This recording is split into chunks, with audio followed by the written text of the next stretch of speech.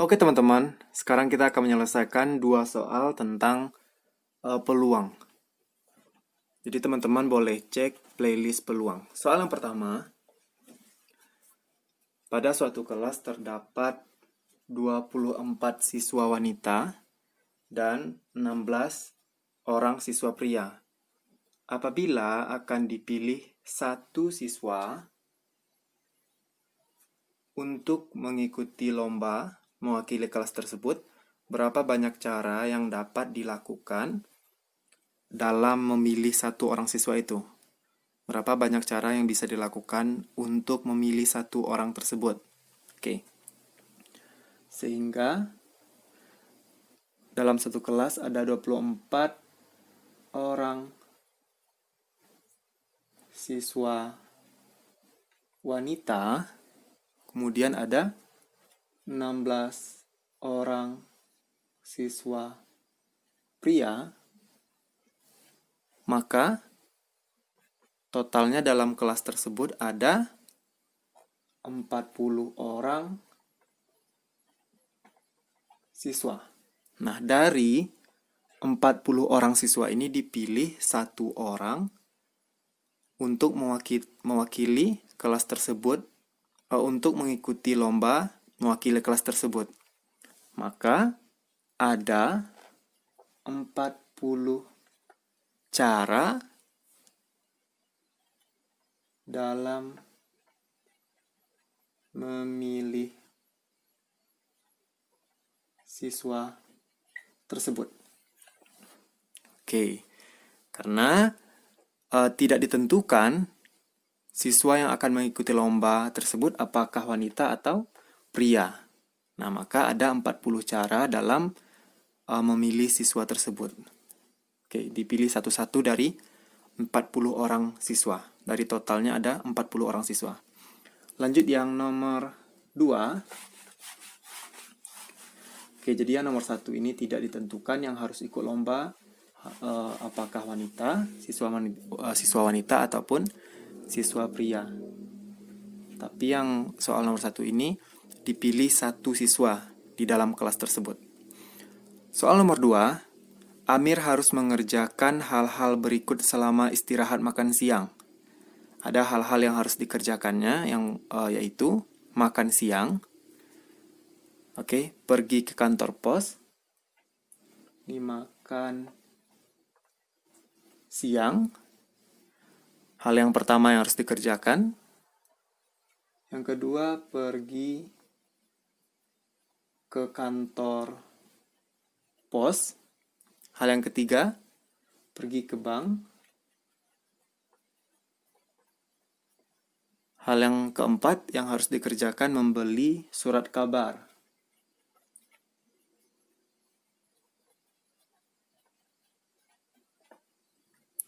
Tentukan banyaknya cara Amir mengerjakan hal-hal tersebut. Banyaknya cara yang bisa dilakukan Amir dalam mengerjakan hal-hal tersebut. Oke, maka teman-teman, ada 4 hal yang harus dikerjakan selama istirahat makan siang. Maka banyaknya adalah 4 faktorial. Nah, ini sama dengan 4 kali 3 kali 2 kali 1. 4 kali 3, 12. Kali 2 kali 1, 2. Sama dengan 24 cara. Oke. Nah, kalau teman-teman hitung satu-satu atau secara manual, misalkan makan siang ini kita misalkan dengan A, pergi ke kantor pos kita misalkan dengan B, pergi ke bank misalnya dengan C, membeli surat kabar misalnya D. Yang dimaksud pada soal itu adalah misalnya si Amir makan siang, setelah itu pergi ke kantor pos, setelah itu pergi ke bank, kemudian membeli surat kabar. Nah, itu cara yang pertama. Kalau cara yang kedua misalnya makan siang dulu, kemudian pergi ke bank, kemudian membeli surat kabar, baru pergi ke kantor pos. Nah, cara yang kedua. Cara yang ketiga, misalnya membeli surat kabar dulu, baru pergi ke bank, baru makan siang, baru pergi ke kantor pos. Nah, kalau dihitung satu-satu, maka totalnya ada 24 cara. Nah, kalau kita misalkan makan siang dulu, kemudian pergi ke kantor pos, kemudian pergi ke bank, kemudian membeli surat kabar. Nah, ini cara yang pertama yang bisa dilakukan. Cara yang kedua, misalnya makan siang, kemudian pergi ke bank dulu setelah makan siang, kemudian membeli surat kabar setelah pergi ke bank, kemudian yang terakhir baru pergi ke kantor pos. Nah, berarti ada 2 cara. Kemudian kalau kita hitung cara yang lain, makan siang, kemudian membeli surat kabar, setelah itu pergi ke kantor pos, ini misalnya, kemudian baru A, D, B, C, pergi ke bank. Yang penting tidak boleh sama, artinya hal-hal yang dilakukan berurutan dan berbeda. Nah, kemudian ini ada tiga cara. Cara yang keempat misalnya makan siang dulu, kemudian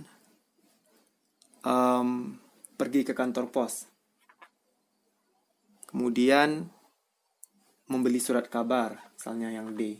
Setelah itu baru pergi ke bank. Oke. Nah, tidak ada yang sama. Kemudian cara yang lain, misalnya makan siang dulu, kemudian pergi ke bank. Nah, setelah pergi ke bank, pergi ke kantor pos, baru hal yang terakhir yang dilakukan yang D, membeli surat kabar.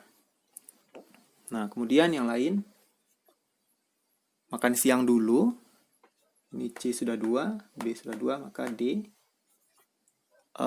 membeli surat kabar, kemudian D,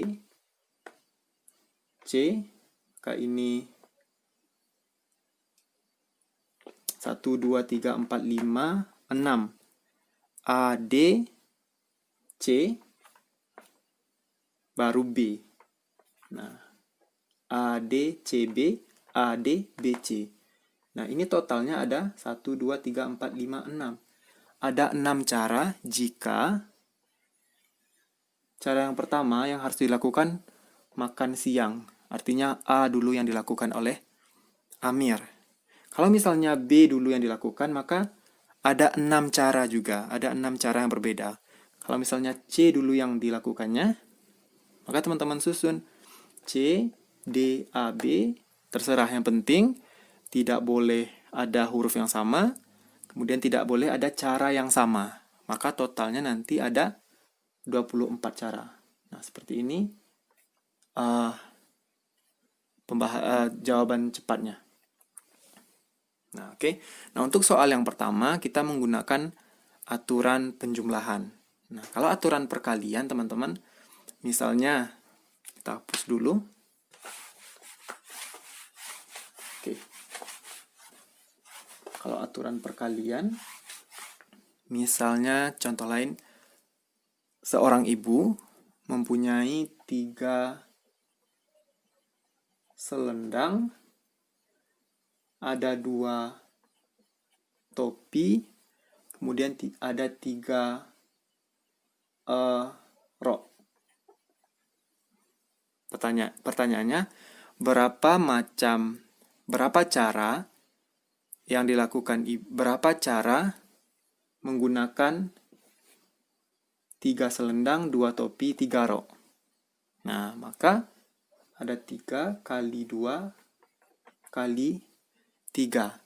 3 kali 2, 6, kali 3, 18 cara. Nah, artinya kalau dihitung satu-satu, untuk selendang ini, ada selendang yang jenis pertama, ada selendang yang jenis kedua, ada selendang yang jenis ketiga.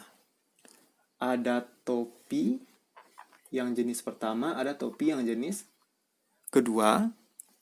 Kemudian ada rok yang jenis pertama, rok yang jenis kedua, rok yang jenis 3. Nah, cara yang pertama yang bisa dilakukan Ibu, selendang pertama dengan topi pertama dengan rok pertama. Selendang pertama, topi pertama, rok kedua, selendang pertama, topi pertama, rok ketiga. Selendang kedua, topi pertama, rok pertama, selendang kedua, topi pertama, rok kedua, selendang kedua, topi pertama, rok ketiga. Selendang ketiga, topi pertama, rok pertama, selendang ketiga, topi pertama, rok kedua, selendang ketiga, topi pertama, rok ketiga. Nah, ini untuk topi yang pertama. Selendang pertama, topi kedua, rok pertama. Nah, jadi kalau dihitung satu-satu, maka totalnya ada 18 cara. Oke. Nah, ini aturan perkalian. Sehingga teman-teman,